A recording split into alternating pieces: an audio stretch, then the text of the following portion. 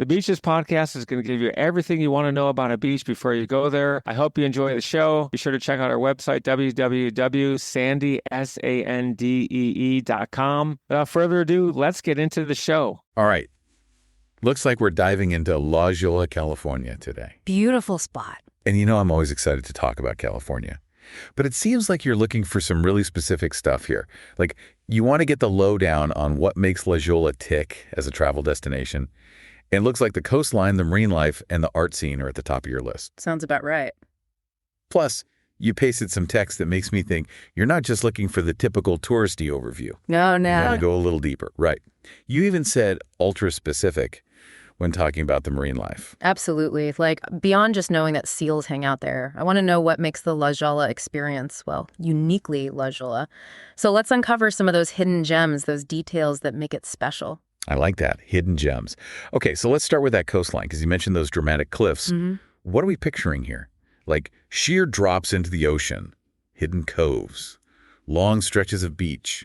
Give me the visual. All of the above, actually. You've got these stunning cliffs, primarily sandstone, sculpted by millions of years of waves and wind. They just plunge right into these, like, turquoise water. Okay, so I'm picturing it. Like that bright blue against those cliffs. I get it. It's that classic California vibe. But then, tucked between these cliffs, you find these little coves and inlets, and then, longer stretches of beach, too. And that sandstone, I'm not a geologist or anything, but I know sandstone can get kind of like those cool layered looks, almost sculpted, right? Exactly. And that's part of what makes the La Jolla coastline so visually dramatic.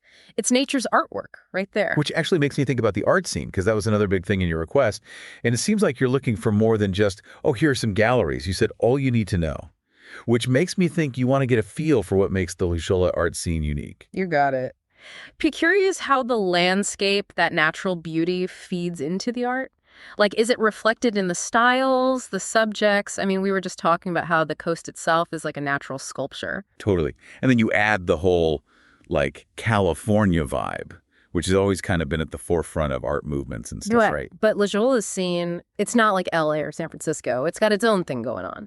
So not just a mini version of those big city art scenes. Not at all. It's definitely more laid back, more intimate. You'll find these small, independent galleries tucked away, often featuring local artists.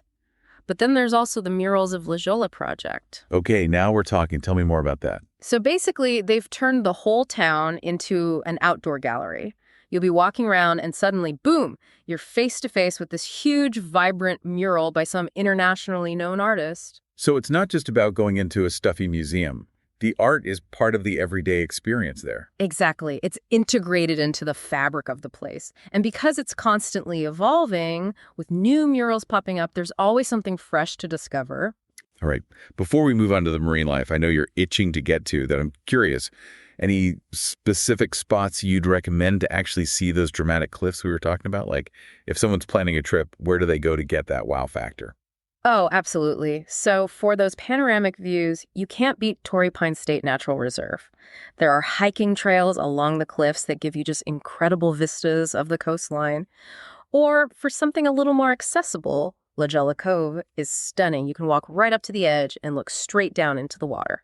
Perfect. So bookmark those spots, listeners. Yeah. Now let's talk about those seals and sea lions, because you were super specific in your request, and you even used the words ultra specific. So I want to make sure we deliver. I did. And it's because, well, I know La Jolla is known for its seals and sea lions, but I want to go beyond just, oh, look, there they are. Like, are we talking harbor seals, California sea lions, elephant seals? Help me get specific here. You came to the right place. Yes. Our expert is all over this stuff, so lay it on us. What kind of pinnipeds are we dealing with in La Jolla?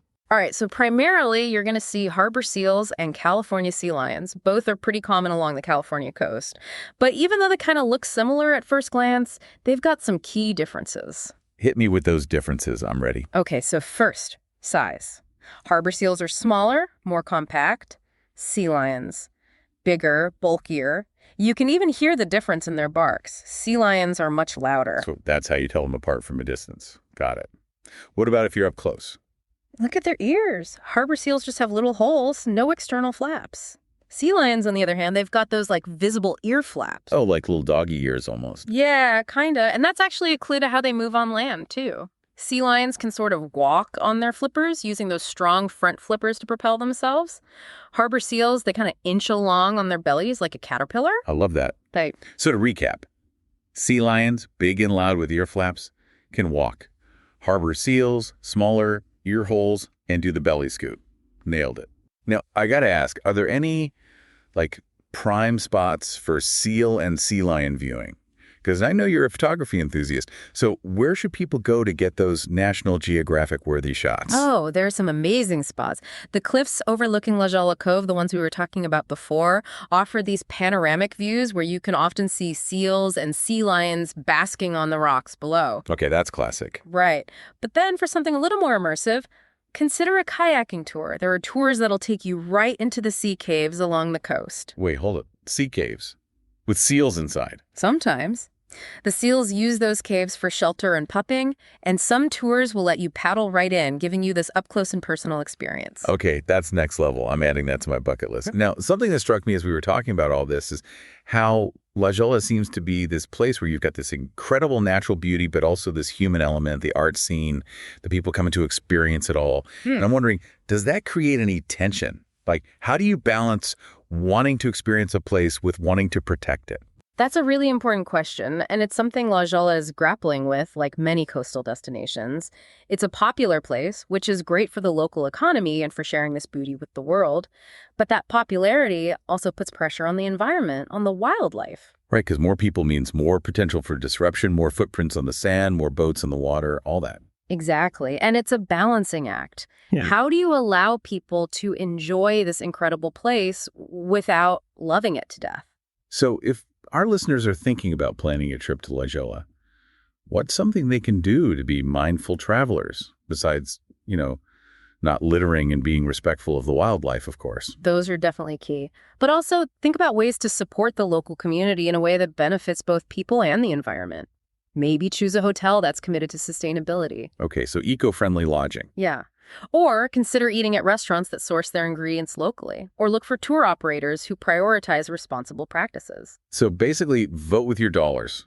Support the businesses that are doing things the right way. Exactly, because the more we support those businesses, the more they'll thrive. And the better it is for La Jolla in the long run. This has been such an eye-opening deep dive. We've gone way beyond just here's what to do in La Jolla. Yeah. We've really explored the heart of the place, And for me, it all comes back to that balance between nature and human experience. How do we appreciate these incredible places without compromising them? Exactly. And for anyone listening who's intrigued by La Jolla, I encourage you to explore the work of local artists because they often capture that tension, that beauty, that essence of the place in a way that words sometimes can't. And maybe, just maybe, that art will inspire us all to be better stewards of these incredible places. All right, folks, that wraps up our deep dive on La Jolla. I don't know about you, but I'm suddenly craving some fish tacos and a view of the Pacific. Safe travels, everyone. Thanks for listening to the show, and be sure to tune in next week for your favorite episode about some of the best beaches and beach information in the world.